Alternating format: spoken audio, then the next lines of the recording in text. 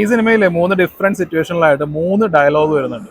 ഈ 3 ഡയലോഗുകളാണ് എനിക്ക് ഈ റിവ്യൂവിൽ പ്രധാനമായിട്ടും പറയാനുള്ളത്. അതിൽ ഒന്നാമത്തെ ഡയലോഗ് എന്ന് പറയുന്നത് ഈ കടക്കുട്ടി സിംഗം എന്നൊരു പടമുണ്ട്, കാർത്തിയുടെ, അറിയാലോ. അതൊരു വല്ലാത്ത കൈൻഡ് ഓഫ് ഫാമിലി സെറ്റപ്പ് പടമാണ്. അതായത് നമ്മളുടെ ബന്ധമാണെന്നുണ്ടെങ്കിൽ, രക്തബന്ധമാണെന്നുണ്ടെങ്കിൽ എന്ത് തോന്നിയ ദിവസം കാണിച്ചാലും എന്ത് കൊള്ളരുതായ്മ കാണിച്ചാലും അത് നമ്മുടെ സ്വന്തമാണ്, നമ്മുടെ ബന്ധമാണ് എന്നുള്ളതിന്റെ പേര് നമ്മൾ സഹിക്കണം, നമ്മൾ ക്ഷമിക്കണം എന്നുള്ള ഒരു കൈൻഡ് ഓഫ് ആ ഒരു അഡ്വൈസ് ആണ് ആ സിനിമ നൽകുന്നത്. അപ്പൊ അതിനുവേണ്ടി ബന്ധങ്ങളെയും സ്വന്തങ്ങളെയും ഒരുപാട് ഒരുപാട് ഗ്ലോറിഫൈ ചെയ്യുന്ന രീതിയിലുള്ള ഡയലോഗ്സ് ഒക്കെ എഴുതിയ ഒരു പടമാണ്. അപ്പൊ ആ പടം ഇങ്ങനെ ടി വിയിൽ ഒരു ക്യാരക്ടർ കാണുമ്പോൾ ഇമാതിരി ഡയലോഗ് എഴുതുന്ന ഡയറക്ടറെ എടുത്തിട്ട് ഇടിക്കണം എന്ന് പറയുമ്പോഴാണ് നമ്മളുടെ ഡയറക്ടർ, അതായത് കഥ, തിരക്കഥ, സംഭാഷണം, സംവിധാനം എന്ന് പറയുന്നത് പാണ്ഡ്യരാജന്റെ പേരെഴുതി കാണിക്കുന്നത്. ആക്ച്വലി ഇതേ സംഭവം തന്നെയാണ്. അതായത് നമ്മളുടെ കൂട്ടത്തിൽ നമ്മളുടെ ബന്ധം അല്ലെങ്കിൽ നമ്മുടെ സ്വന്തമാണെന്നുണ്ടെങ്കിൽ എന്ത് കൊള്ളരുതായ്മയാണെന്നുണ്ടെങ്കിലും അതൊക്കെ ക്ഷമിച്ചും സഹിച്ചും നമ്മൾ നിൽക്കണം എന്നുള്ള അതേ കൈൻഡ് ഓഫ് ടോക്സിക് സംഭവങ്ങളുണ്ടല്ലോ, അതിനെ ഗ്ലോറിഫൈ ചെയ്യുന്ന പടമായിട്ടാണ് എനിക്ക് തലൈവൻ തലൈവി എനിക്ക് തോന്നിയത്. ഇത് വളരെ പൊളിറ്റിക്കലായിട്ട് പോകേണ്ട ഒരു കാര്യമല്ല ഈ സിനിമയുടെ കാര്യത്തിൽ. കാരണം ഇതൊരു കോമഡി കൈൻഡ് ഓഫ് ട്രീറ്റ്മെന്റ് ആണ് ഈ സിനിമയ്ക്ക് ഉള്ളത്.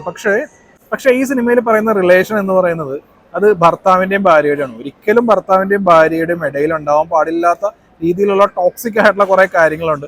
ആ ടോക്സിക് ആയിട്ടുള്ള കാര്യങ്ങളെ കോമഡി എന്നുള്ള രീതിയിൽ വളരെ നന്നായി കുട്ടിയടിക്കുന്ന, അതായത് ഗ്ലോറിഫൈ ചെയ്യുന്ന ഒരു സിനിമയായിട്ട് എനിക്ക് ഫീൽ ചെയ്തു ഈ തലൈവൻ തലൈവി.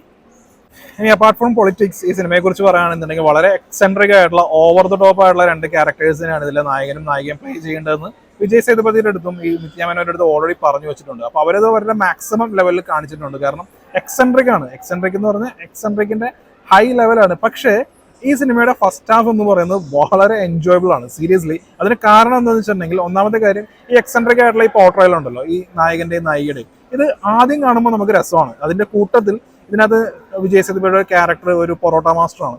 ഈ പൊറോട്ട മാസ്റ്റർ ആയതുകൊണ്ട് തന്നെ പുള്ളി പല വെറൈറ്റിയിൽ, അതായത് ചിക്കനും മട്ടണും ഫിഷും മറ്റ് എന്തൊക്കെയുണ്ടോ അതെല്ലാം ആയിട്ട് പല വെറൈറ്റിയിൽ, പല സൈസിൽ, പല സെറ്റപ്പിൽ കുറെ പൊറോട്ട ഉണ്ടാക്കുന്ന സീനുകളുണ്ട്.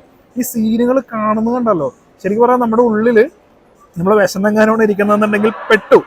അതുപോലെ ഗംഭീരമായിട്ടാണ് ചെയ്തു വെച്ചിരിക്കുന്നത്. അത് വളരെ രസമാണ്. ശരിക്കും പറഞ്ഞിട്ടുണ്ടെന്നുണ്ടെങ്കിൽ ഒരു കിഡിലനായിട്ട് ഒരു ഫുഡ് ബ്ലോഗൊക്കെ എങ്ങനെയാണ് വീഡിയോ ഷൂട്ട് ചെയ്യേണ്ടതെന്നുള്ള ഒരു പാഠമാണിത്. കറക്റ്റായിട്ട് നല്ല എഫക്റ്റീവായിട്ട് കാണുന്ന ആളുകൾക്ക് വിശക്കും, അല്ലെങ്കിൽ ഇതൊന്ന് കഴിക്കണം എന്ന് 100% തോന്നിക്കുന്ന രീതിയിലുള്ള സീനാണ്. ഈ സീനുകളൊക്കെ നല്ല രസമായിരുന്നു. അതിന്റെ കൂട്ടത്തിൽ കുറച്ച് കോമഡി ആയിട്ടുള്ള കുറച്ച് സീനുകൾ വരുന്നുണ്ട് ഇതിനകത്ത്.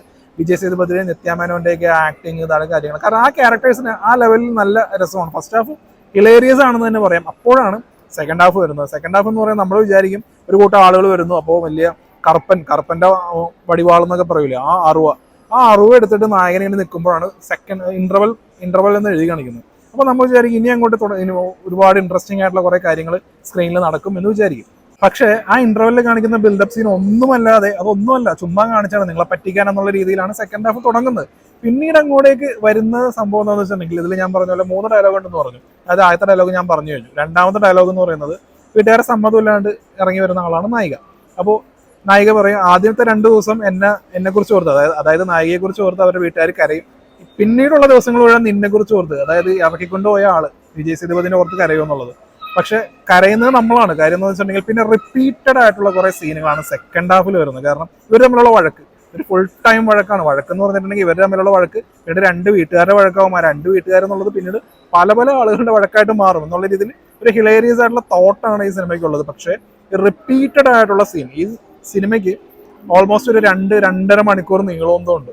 അപ്പോൾ ഇവർക്ക് അറിയില്ല എന്തൊക്കെ സീനുകൾ എങ്ങനെ ഫില്ലർ ഇടണമെന്ന് അറിയാണ്ട് ഈ റിപ്പീറ്റഡ് ആയിട്ടുള്ള സംഭവങ്ങൾ വരുമ്പോൾ നമുക്ക് ഫസ്റ്റ് ഹാഫിൽ നമുക്ക് തോന്നുന്ന ഈ ക്യാരക്ടേഴ്സിനോടുള്ള ഒരു ഇഷ്ടം, ഒരു താല്പര്യം ഉണ്ടല്ലോ, അത് മൊത്തത്തിൽ അങ്ങ് ഇല്ലാണ്ടാവുന്നുണ്ട്. പിന്നീട് നമുക്ക് ഇറിറ്റേഷൻ ആണ്. അതായത് ഈ സീനുകൾ കണ്ടിന്യൂസ് വരുമ്പോൾ അമ്മായിമ്മ പോര്, നാത്തും പോര്, ഈ സംഭവങ്ങളെല്ലാം വരുമ്പോൾ ഇതെല്ലാം ഇറിറ്റേഷൻ ഫീലാണ് വരുന്നത്. പിന്നെ ഇതിൽ കാണിക്കുന്നതെല്ലാം ടോക്സിക് ആയിട്ടുള്ള കുറെ കാര്യങ്ങളെല്ലാം ഉണ്ട്. അത് ഹിലേറിയസ് ആയിട്ട് കാണിക്കുക എന്നുള്ള രീതിയിൽ കാണിക്കുമ്പോൾ അതും ഒട്ടും വർക്കാവുന്നില്ല. അതിനിടയിൽ ഇവർ തമ്മിൽ പിരിഞ്ഞു പോകാൻ നേരത്ത് പിന്നെ കുറച്ച് അന്ധവിശ്വാസങ്ങളുടെ കുറെ സീനുകളൊക്കെയാണ്. അതായത് 2 പേര് തമ്മിൽ പ്രശ്നം ഉണ്ടായി കഴിഞ്ഞിട്ടുണ്ടെന്നുണ്ടെങ്കിൽ ദൈവത്തിന്റെ അടുത്ത് പറഞ്ഞിട്ടോ അല്ലെങ്കിൽ കുറെ നേർച്ച നേർന്നുകൊണ്ടോ അങ്ങനെയുള്ള കാര്യങ്ങളൊന്നും ചെയ്യേണ്ട ആവശ്യമില്ലല്ലോ. ഇത് ക്ഷാനപ്രദർശനം ചെയ്യുക, പിച്ചെടുക്കുക, അങ്ങനെയുള്ള ഒരു തമിഴ് കൈൻഡ് ഓഫ് കുറെ കാര്യങ്ങളൊക്കെയാണ് ചെയ്യുന്നത്. അതെല്ലാം കാണിച്ചു കൂട്ടുന്നു. ഇതൊക്കെ ഇമോഷണലി വർക്ക് ആവണം എന്ന് വിചാരിച്ച് കാണിക്കുന്നതാണ്. 2 പേര് തമ്മിൽ പ്രശ്നം ഉണ്ടായി കഴിഞ്ഞാൽ എന്താ ചെയ്യേണ്ടത്? സംസാരിക്കുക എന്നുള്ള ഒരു സിമ്പിൾ ആയിട്ടുള്ള കാര്യമാണ്. അത് ഒരു ഡയലോഗിൽ പറയുന്നുണ്ട്. പക്ഷെ ഇങ്ങനെയുള്ള അനാവശ്യമായിട്ടുള്ള കുറെ സീനുകളുടെ ഒരു മാഷപ്പാണ് സെക്കൻഡ് ഹാഫിൽ വരുന്നത്. അപ്പൊ നമുക്ക് ഫസ്റ്റ് ഹാഫിൽ തോന്നുന്ന ആ ഒരു കാര്യങ്ങളല്ല, അതെല്ലാം ഡൈല്യൂട്ടായി നമുക്ക് സിംപ്ലി പറഞ്ഞിട്ടുണ്ടെങ്കിൽ ഈ പണ്ടാര പടം ഒന്ന് തീർന്നു കിട്ടി കഴിഞ്ഞിട്ടുണ്ടെങ്കിൽ നന്നായിരുന്നു എന്നുള്ളൊരു ഫീൽ ആയിരുന്നു പേഴ്സണലി എനിക്കുണ്ടായിരുന്നത്. കാരണം എനിക്ക് അത്രയും അസഹനീയമായി എനിക്ക് ഫീൽ ചെയ്തു. അങ്ങനെ വഴക്കിട്ട് ഡിവോഴ്സ് ആവുന്നു.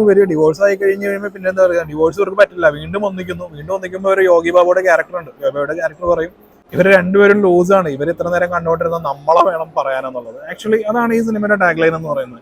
ശരിക്കും ഇവരുടെ ഈ വഴക്ക് നിങ്ങളുടെ വഴക്കിന് ഞങ്ങളെയാണോ കിട്ടിയെന്നൊക്കെ ചോദിക്കൂലേ, അതുപോലെ ഇവരുടെ ഈ വഴക്ക് കണ്ടുകൊണ്ടിരിക്കുന്നത് നമ്മൾ 2.5 മണിക്കൂർ ചെലവാക്കി കണ്ടുകൊണ്ടിരിക്കുന്നത്. രക്ഷയില്ല. അതായത് ഇവർ രണ്ടുപേരും തമ്മിലുള്ള വഴക്ക്, ആ വഴക്ക് കാണാനായിട്ട് നമ്മൾ 2-2.5 മണിക്കൂർ ഇങ്ങനെ ചെലവാക്കുകയാണ്. എന്നിട്ട് പ്രത്യേകിച്ച് എന്തെങ്കിലും കാര്യം ഉണ്ടായിരുന്നോ? ഇല്ല. അവരുടെ രീതിയിൽ തന്നെ അങ്ങ് തുടരുമെന്നാണ് ഈ സിനിമ പറയുന്നത്. ഇതൊരു തമിഴ് കൾച്ചറിനെ, ഒരു പക്ക ലോക്കൽ ആയിട്ടുള്ള തമിഴ് ആ ഒരു കൾച്ചർ പറയുന്ന ഒരു സിനിമയാണ്. ഇതുപോലുള്ള ഒരുപാട് ക്യാരക്ടേഴ്സിനെ നമുക്ക് കാണുകയും ചെയ്യാം. ഇപ്പൊ തമിഴ് സിനിമകളിൽ തന്നെ കുറേ ഉണ്ട്. അതായത് ഭാര്യ ഭർത്താവ് ഫുൾ ടൈം വഴക്ക്, എന്നാൽ അവർ തമ്മിൽ സ്നേഹമാണെന്ന് പറയുന്നു. ഭാര്യ ഭർത്താവിനെ തല്ലുന്നു, ഭർത്താവ് ഭാര്യയെ തല്ലുന്നു. പക്ഷെ ഈ സിനിമയിൽ ഭർത്താവ് ഭാര്യയെ തല്ലി കഴിഞ്ഞിട്ടുണ്ടെങ്കിൽ ഇപ്പോഴത്തെ സിറ്റുവേഷനിലാണെന്നുണ്ടെങ്കിൽ അതൊരു വലിയൊരു പൊളിറ്റിക്കലി ഇൻകറക്റ്റ് ആയിട്ടുള്ള ഒരു കാര്യം എന്നൊക്കെ ഒരു ഇതിൽ വരുന്നതുകൊണ്ടാണ് നേരെ ഉൾട്ടാണ് ഈ പടത്തിൽ. അതായത് നിത്യാമേനോനാണ് വിജയ് സേതുപതിയുടെ മുഖത്തിൽ അടിക്കുന്നത്. Still it's toxic. ഭാര്യ തല്ലിയാലും ഭർത്താവ് തല്ലിയാലും അത് ടോക്സിക് ആയിട്ടുള്ള കാര്യമാണ്. ഇപ്പൊ ഞാനൊരു എക്സാമ്പിൾ പറയുകയാണെന്നുണ്ടെങ്കിൽ വെങ്കലം എന്നുള്ളൊരു സിനിമ മലയാളത്തിന്റെ കൾട്ട് ക്ലാസിക് ആണ്. ഈ ക്ലാസിക് പടത്തിൽ മുരളിയുടെ ക്യാരക്ടറിനാണ് തെറ്റിദ്ധാരണ ഉണ്ടാവുന്നത്. പക്ഷെ അത് പുള്ളിയുടെ പ്രശ്നം കൊണ്ടുണ്ടാവുന്ന കാര്യമാണ്. അവസാനത്തെ സീനിൽ ഉർവശിയുടെ അടുത്ത് മാപ്പ് പറയാൻ പോകുന്ന സീനിൽ ഉർവശിയുടെ മുഖത്തിട്ട് ഒരെണ്ണം കൊടുത്തിട്ടാണ് ഇവർ തമ്മിൽ പാച്ചപ്പ് ആവുന്നത്. ഉർവശിനെ എന്തിനാ തല്ലിയതെന്ന് തിരക്കഥ എഴുതിയ ആൾക്കാർക്ക് മനസ്സിലാവും. അന്നത്തെ സാഹചര്യം അങ്ങനെയാണ്. അതായത് എന്ത് പ്രശ്നം ഉണ്ടെങ്കിലും അത് ഭർത്താവിന്റെ തെറ്റാണെങ്കിൽ പോലും ഭാര്യയെ തല്ലണം എന്നുള്ള രീതിയിലൊരു മൈൻഡ് സെറ്റ് ആയിരുന്നു അന്നുണ്ടായിരുന്നത്. പക്ഷെ ആ ടോക്സിക് ആയിട്ടുള്ള പല സംഭവങ്ങളും ഉണ്ട് ഈ ഭാര്യ ഭർത്താക്കന്മാരുടെ ഇടയിൽ. അത് ഈ സിനിമകളിലൂടെ അത് തെറ്റാണെന്ന് പറയുന്നതാണെന്നുണ്ടെങ്കിൽ ഓക്കെ, അത് ഗ്ലോറിഫൈ ചെയ്ത് അതിനെ കോമഡി എന്നുള്ള രീതിയിൽ കാണിക്കുമ്പോൾ ഈ പ്രോബ്ലമാറ്റിക് ആയിട്ടുള്ള സംഭവങ്ങൾ കാണുമ്പോൾ സത്യത്തിൽ ചിരി വരുന്നില്ല. അപ്പോൾ അതുകൊണ്ട് തന്നെ ഇതിന്റെ സെക്കൻഡ് ഹാഫ് എന്ന് പറയുന്നത് ചിരിയല്ല, ഇറിറ്റേഷൻ ആയിരുന്നു. ഇത് എൻ്റെ പേഴ്സണൽ ഒപ്പീനിയൻ ആണ്. ഈ പടത്തിന് ഗംഭീര വരവേൽപ്പാണ്. അടുത്ത ബ്ലോക്ക് ബസ്റ്റർ ആണ് തമിഴ്നാട്ടിൽ. അത്ര നല്ല രീതിയിൽ പോകുന്നുണ്ട്. ഞാൻ പറയുന്നത് എൻ്റെ മാത്രം അഭിപ്രായമായിട്ട് കണക്കാക്കുക. ഓക്കെ.